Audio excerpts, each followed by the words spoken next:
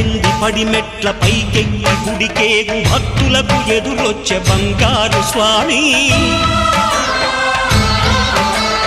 ఇరుముడులు స్పృశించి శుభమనుచు దీవించి జన బృందముల చేరే జగమేలు స్వామి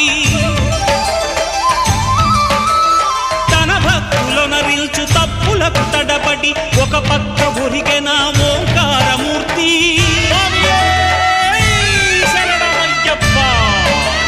స్వాములందరూ తనకు సాయము కాగా ధీమంతుడై లేచె ఆ కన్య స్వామి పట్టబంధము వీడి భక్తతతికై